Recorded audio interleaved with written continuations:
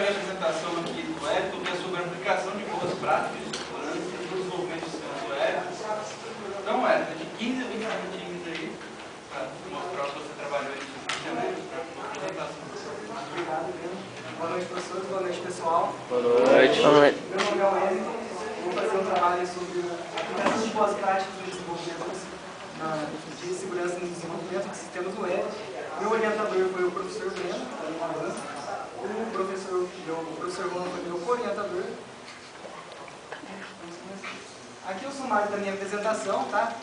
O objetivo aqui da minha apresentação é seguir a mesma ordem cronológica do meu trabalho escrito mesmo. Tá? A motivação do meu trabalho surgiu da popularização da internet, assim como também do crescente aumento na quantidade de sistemas que operam nesse meio. Inclusive pela dificuldade de se manter um sistema nesse ambiente, que é um ambiente muito hostil. Diferente do ambiente de um aplicativo desktop, por exemplo, que está ali controlado dentro de uma LAN, protegido por firewalls, uma aplicação web está totalmente aberta ali para qualquer pessoa tentar invadir, tentar fazer alguma coisa contra o seu sistema, está aberto. Aqui, né, tem uma citação da norma ISO 27002 que ilustra bem a situação, né, que diz que danos causados por código malicioso, hackers e ataques de denial of service estão se tornando cada vez mais comuns, mais ambiciosos e incrivelmente mais sofisticados. Então, acho que ilustra bem a preocupação que nós devemos ter com esse sistema. Aqui temos um gráfico elaborado pela empresa Whitehead Security, que mostra a quantidade de vulnerabilidades críticas por site, de acordo com uma média que eles fizeram. Eles analisaram alguns sites, fizeram essas médias, né? E podemos ver aqui que é um gráfico muito bom para nós desenvolvedores. Nós podemos ver que em 2007 tínhamos mais de 1000 vulnerabilidades por site, e em 2012 temos apenas 56, ou seja, caiu bastante a quantidade de vulnerabilidades por site. Mas, em contrapartida, temos aqui uma estatística disponibilizada pelo CERT-BR, né, que mostra a quantidade de ataques reportados a ele nos últimos 14 anos. Podemos ver que em 99 tínhamos pouco mais de 3.000, em 2012 já temos quase 500.000 ataques. Vale frisar também que essa estatística não revela a quantidade de ataques reais, pois muitas empresas preferem não se reportar ao CERT-BR, até por questão de sigilo mesmo, para não tornar público que as empresas sofreram um ataque. O objetivo da minha pesquisa, né, então, é demonstrar a aplicação de boas práticas no desenvolvimento de sistemas web. Né? Com isso, eu procuro auxiliar na melhoria da segurança desses sistemas e propor um guia de boas práticas para ser utilizado no desenvolvimento. Com isso, né, eu fiz um levantamento bibliográfico sobre as vulnerabilidades dos sistemas. Né? Fiz a escolha de algumas vulnerabilidades para ser abordado no meu trabalho. Escolhi algumas ferramentas para automatizar os testes que serão feitos após a aplicação das boas práticas. Vou fazer uma aplicação prática da correção dessas vulnerabilidades e, posteriormente, farei uma análise dos resultados e algumas sugestões para trabalhos futuros também. Aqui tem um conceito, né, de vulnerabilidade que eu achei pertinente colocar na apresentação, né, que é do OASP, uma entidade que eu vou falar no próximo slide. Né.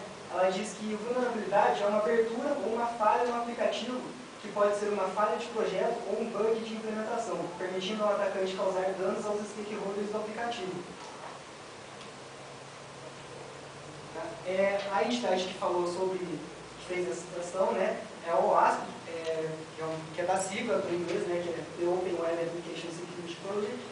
Ela é uma entidade sem fins lucrativos, de reconhecimento internacional, e contribui muito com a comunidade de desenvolvimento, fornecendo vários manuais, artigos em vídeos, alguns projetos de teste de segurança, até aplicativos para o teste das vulnerabilidades. Inclusive, eu vou usar 3 aplicativos que essa entidade desenvolveu. Né? E uma outra coisa muito interessante que essa entidade fornece também é uma lista chamada Top 10, que lista as vulnerabilidades mais críticas dos sistemas web. Tá? Aqui eu tenho a lista de 2010, que eu vou utilizar no meu trabalho, fazendo apenas um parênteses, né? Eu optei pela versão de 2010, que era a mais recente, a versão oficial mais recente na época que eu estava fazendo o levantamento bibliográfico. Já tem a versão de 2013, mas ainda está na versão beta, então eu preferi optar pela versão de 2010. No meu trabalho, por questões de tempo mesmo, e para conseguir me aprofundar devidamente nas vulnerabilidades, eu optei por explorar as 5 primeiras apenas. Eu vou falar um pouquinho sobre elas agora nos próximos slides. A primeira vulnerabilidade, né, de injeção ou injection, ela ocorre quando os dados não confiáveis são enviados para o servidor como uma parte de um comando ou uma consulta. Ou seja, eu digito qualquer comando lá, SQL, script, num formulário ou até num parâmetro da URL, submeto para o servidor, essa aplicação não valida e persiste esses dados no banco de dados. Quando tem esse cenário, caracteriza a vulnerabilidade de injection. A OASP também, ela fornece uma classificação básica de cada vulnerabilidade. Eu transformei no formato tabular essa classificação básica, e aqui podemos ver, né, que a vulnerabilidade de injection ela é de fácil exploração, ela tem um predomínio comum, sua detecção é média e seu impacto é severo. A segunda vulnerabilidade a ser estudada, né, é a vulnerabilidade de scripting de site cruzado, ou cross-site scripting. Ela ocorre quando a aplicação recebe os dados não confiáveis e envia para o navegador web sem que os tenha validado ou filtrado convenientemente. Ou seja, tem algum script já salvo, malicioso já salvo no banco, ou passa por parâmetro na URL, eu exibo esse script malicioso no navegador da vítima sem uma devida validação, sem fazer um escape de caracteres ou alguma coisa do tipo, né? De acordo com a tabela aqui da OASP, né, essa vulnerabilidade é de média exploração, tem um predomínio generalizado, sua detecção é fácil e o impacto é moderado. A terceira vulnerabilidade é a vulnerabilidade de autenticação e gerenciamento de sessão quebrados, ou Broken Authentication and Session Management. Ela permite que os atacantes se utilizem de falhas ou brechas nas funções de autenticação dos sistemas para o gerenciamento de sessões, né? Normalmente, essas vulnerabilidades se encontram nas funções de encerramento de sessão, gerenciamento de senhas e nas funções de lembrar-me ou continuar conectado, no gerenciamento entre os cookies, o armazenamento da sessão do sistema, né? De acordo com a classificação do OASP, essa é uma vulnerabilidade de média facilidade de exploração, tem um predomínio comum, a sua detecção é média e o impacto é severo. A quarta é a referência insegura direta a objetos, ou Security Direct Object Reference. Ela ocorre quando o programador expõe uma referência para um objeto interno do sistema. Esse é interessante frisar, né, que esse objeto interno pode ser um arquivo, um diretório, na pior das hipóteses, um arquivo contendo algumas senhas, talvez até o arquivo de conexão com o banco de dados pode ficar exposto, né? De acordo com a classificação do OASP, né, essa vulnerabilidade é de fácil exploração, tem um predomínio comum, tem uma detecção fácil e seu impacto é moderado. E a última vulnerabilidade a ser tratada no meu trabalho, né, é a falsificação de solicitação de site cruzado, ou cross-site request forgery. Essa falha permite que o atacante force o navegador da vítima a enviar uma requisição, né, um pedido, como sendo original, quando na verdade não é. Ele interceptou esse pedido do e-mail, fez algumas alterações e enviou para o servidor ou para o navegador da vítima como sendo legítimo, né? Aqui com esse ataque, quando eu faço esse ataque, é conhecido como man in the middle, ou seja, o homem no meio. Entre o navegador da vítima e o servidor web, eu consigo manipular esses pacotes que estão trafegando e explorar a vulnerabilidade. Agora eu vou falar sobre as ferramentas que eu vou utilizar no meu trabalho, né? A minha proposta é elaborar 2 sistemas web, um considerando as boas práticas, que eu vou demonstrar, e o outro totalmente desprovido dessas precauções de segurança. Então eu vou utilizar algumas ferramentas para automatizar esses testes e conseguir comprovar a eficiência ou não das medidas adotadas. A primeira ferramenta, né, que eu vou falar é o SQL Map. Ela é um scanner para injection e uma funcionalidade interessante dela é que eu consigo realizar um dunking do banco de dados inteiro para a minha máquina, uma vez que o site é vulnerável à vulnerabilidade de injection. A segunda ferramenta é o WebScarab. ele monitora os aplicativos que eles explorar a vulnerabilidade ao ser um momento com essa ferramenta. Apresentação de 10 minutos. A próxima é o CAL 9000. Ela é uma coleção de ferramentas de teste. Ela, dentre as suas principais ferramentas, né, ela tem alguns scripts já prontos para ataques XSS, ou seja, já tem algo pronto que eu consigo jogar lá no sistema de forma automática e verificar se ele tem a vulnerabilidade XSS ou não. Ele tem também algum codificador e decodificador de caracteres, eu consigo decodificar ou codificar, dependendo da criptografia, eu consigo desfazer essa criptografia. E ele também manipula recursos, manipula requisições HTTP. Aqui uma imagem ilustrando a tela inicial. E a última ferramenta que eu vou utilizar será o Zed Attack Proxy, ou ZAP. Ela é uma ferramenta integrada para teste de penetração e entre as suas principais funcionalidades, né, temos a interceptação de proxy, scanner automático de vulnerabilidades. Ele tem alguns scripts já prontos também para várias vulnerabilidades, né? Aqui tem uma tela inicial dele para ilustrar. Vale lembrar que as últimas 3 ferramentas aqui, o WebScalado, o CAL 9000 e o ZAP, são as 3 ferramentas fornecidas pela entidade OASP também. E todas elas, inclusive a SPMAP, são open source.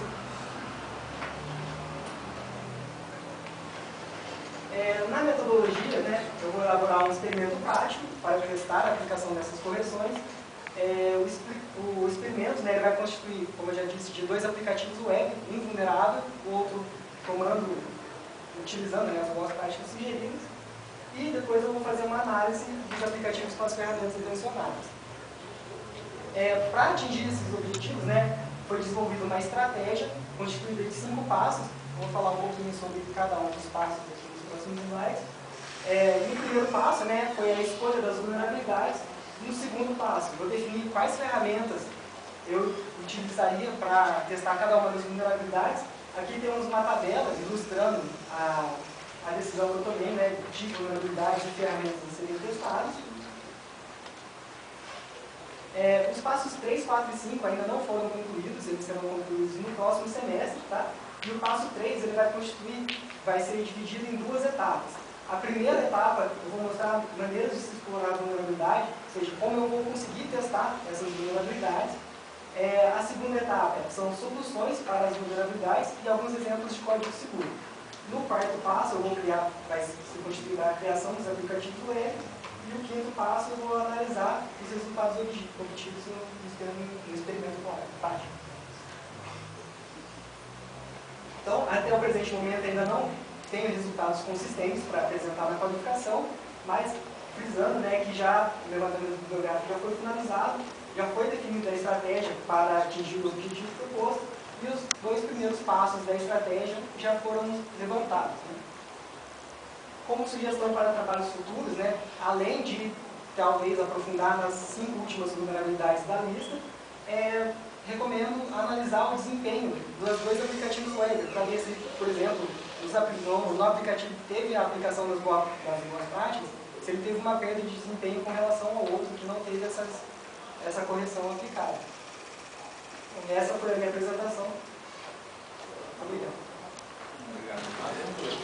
Não, na verdade aqui ele estava ensaiando, estava dando 18 minutos, 20 minutos. Não, vai lá que você vai agitar. Bom, então vamos começar a segunda parte aí, da arguição aqui. Então eu vou passar a palavra para o professor Gustavo. Tá? Bom, iniciar agradecendo. Tá bom? Apresentou bem.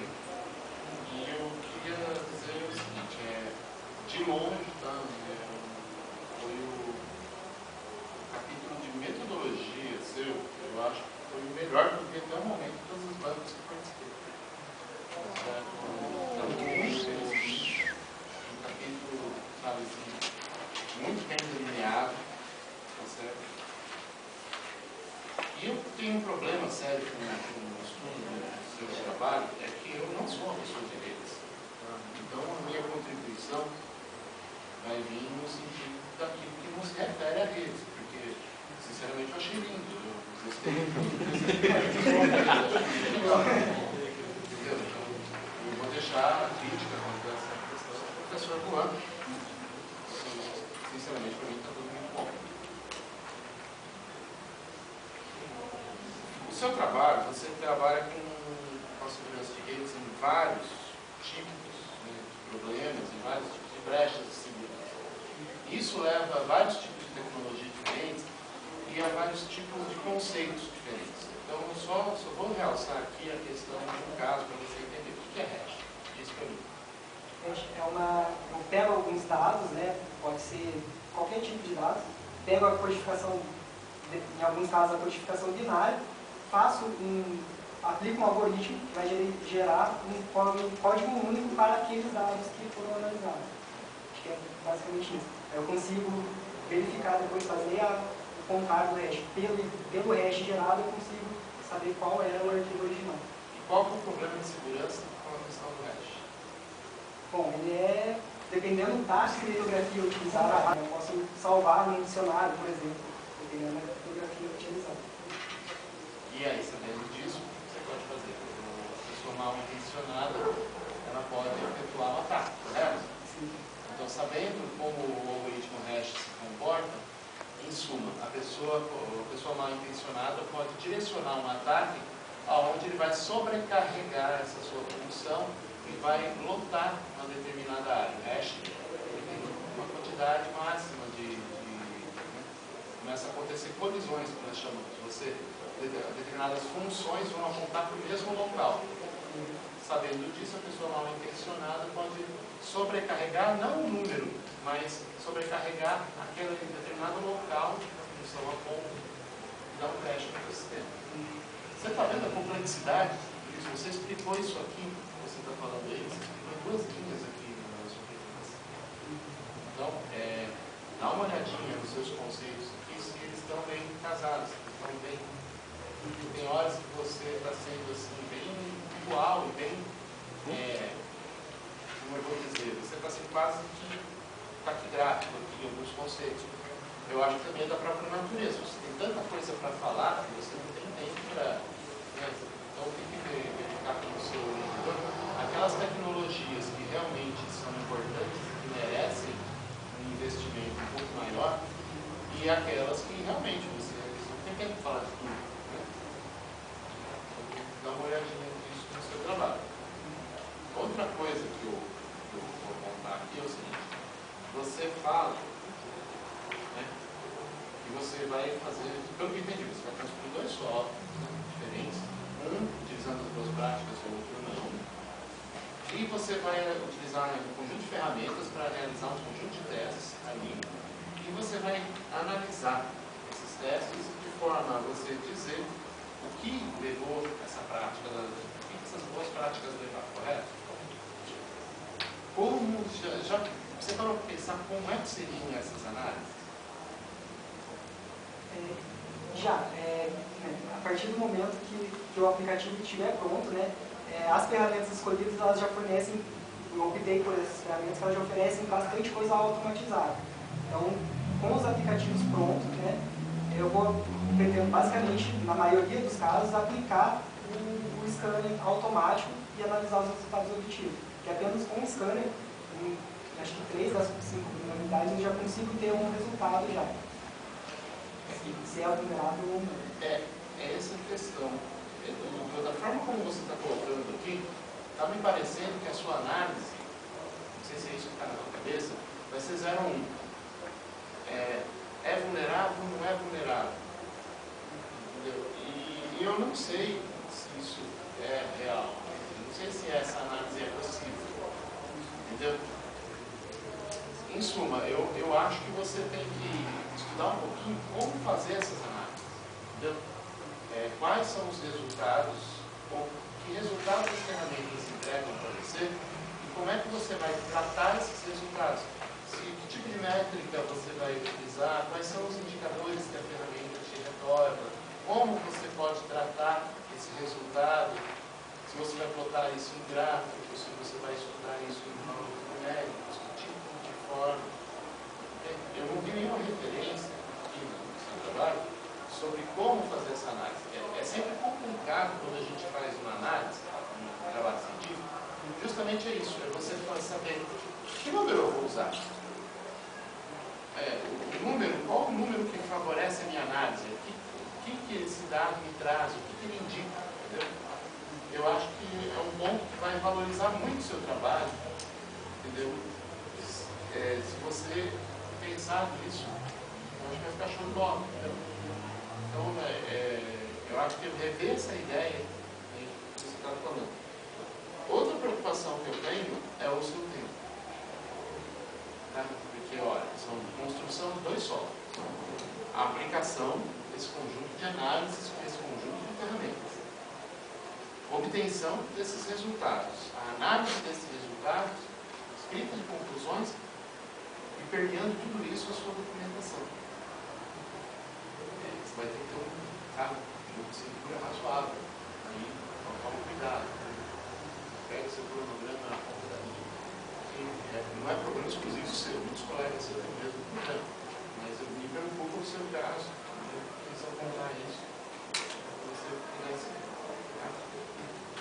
E uma conclusão assim menor, um apontamento menor, de menor monta, você colocou aqui uma figura, colocando aqui a sua figura número 8, na página 46, onde você coloca a sua estratégia. E você colocou aqui os passos. Pô, tem uma outra forma de você montar um diagraminha mais legal, sabe? Esses passos aqui. Tá? Em vez de ficar uma listinha com essa coisa aqui, você pode valorizar bastante essa informação se você montar um diagrama, sabe? Montar uma sequência. Você valoriza bastante essa informação. Do jeito que ela está aqui, ela está até chatinha. Você podia ter colocado ela no texto e não ia fazer diferença. Entendeu? Só isso. Valoriza mais essa sua figura aqui, transforma ela. É uma questão de forma de apresentação. É a mesma informação, você valoriza bastante Muito obrigado, excelente. Bom, Juan, fique à vontade. Meu parabéns, velho. Você fez uma excelente apresentação. Bem feito. As informações do Gustavo, através dessa área, sempre, às vezes é interessante ter alguém por fora, porque a gente lê alguns conceitos que já são do dia a dia, e a gente acaba não percebendo que está faltando alguma coisa para descrever melhor. Né? Então, acho que isso é bastante pertinente. Vamos a alguns pontos. Fiz algumas sugestões aqui de posicionamento, de orientação, que eu acho que não convém ficar aqui, porque no texto qualquer coisa assim não procura. Alguns termos que foram utilizados, algumas traduções de normalização, melhor normatização, tá?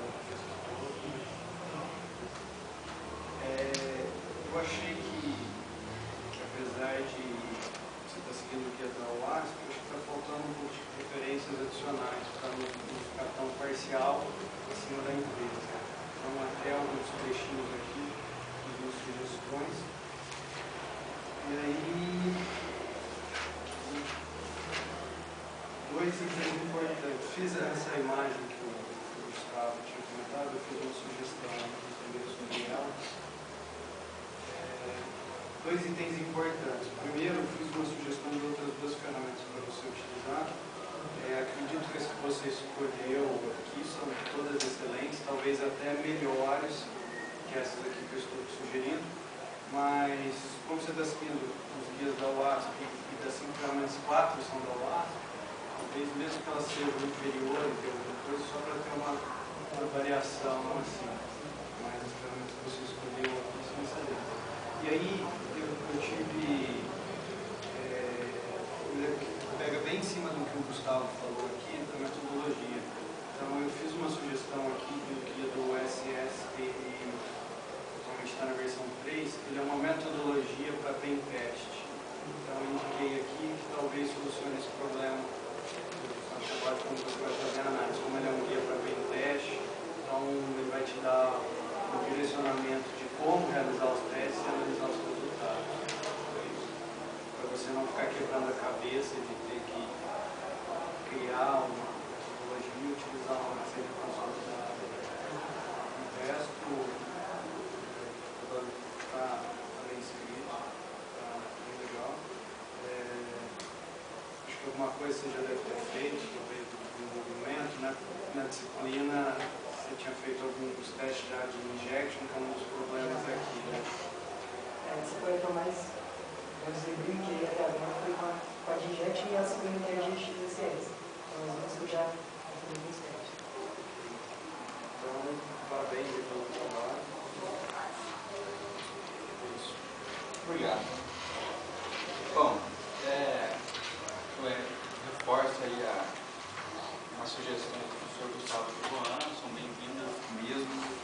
Na hora que a gente começa a trabalhar em alguma coisa, a gente fica muito viciado, né? Então é importantíssimo essa opinião de outras pessoas, mesmo que não seja diretamente da área. Até diria que eu também não sou. Então, assim, não é vergonha nenhuma para eu falar isso, até por isso que eu pedi o apoio do Juan como orientador. Eu não sou da área de segurança, mas eu me interessei muito pelo tema, minha área, né? E até porque, vamos dizer assim, a aplicabilidade do seu trabalho é extremamente alta. Embaixo do momento você fala que talvez um possível resultado do trabalho seria ter um guia de boas práticas para tratar aquelas 5 vulnerabilidades, né, mais críticas ali, né? E, poxa, isso é sensacional, né? Pensa, um desenvolvedor tendo aquilo para trabalhar é muito bacana. Então isso me motivou até de trabalhar contigo. Exato, exatamente. Bom, eu queria contar uma coisa para vocês. Foram 2 meses atrás, 1 mês e meio atrás, eu quero desistir. Não vou dar conta e tal. E assim, ainda bem que você desistiu e desistir. Porque assim, eu acho que o trabalho está muito bom. Está muito bom, assim, na verdade eu dei sorte com os meus orientados mais uma vez. E assim, mas de todos eles, o texto que chegava mais caprichado na minha mão era o seu. Eu até comentei isso contigo, assim, você escreve muito bem. Né? Então isso aí ajuda muito, porque dá até para focar em outras coisas, né? A gente não se preocupa com o texto.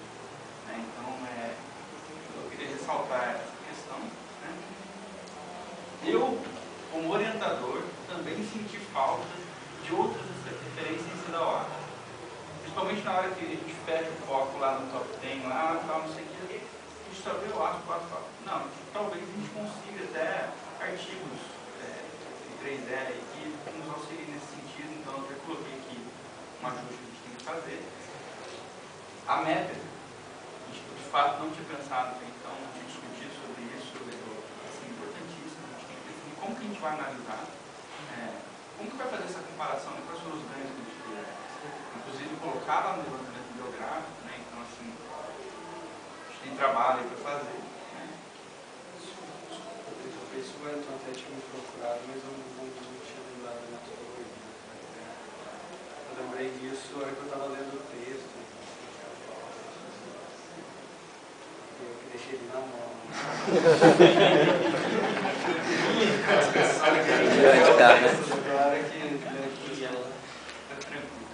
E cara, isso é uma coisa que a gente não vê na revisão, aí já fica até para todo mundo. Galera, tome cuidado com o texto, por exemplo, não deixe espaço, tantos espaços em branco, assim, sabe?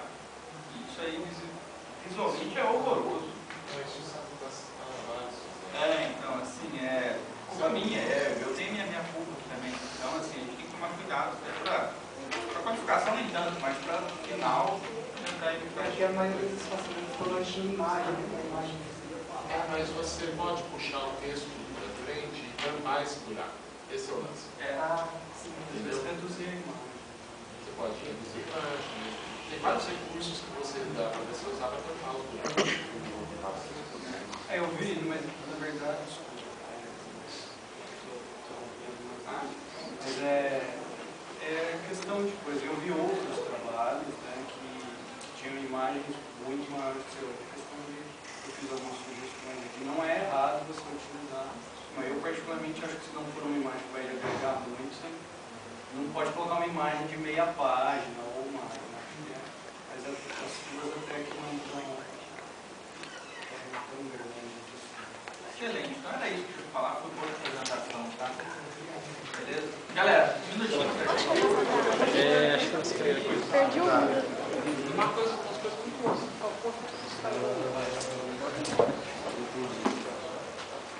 perfil seu melhor para ser filmado aí.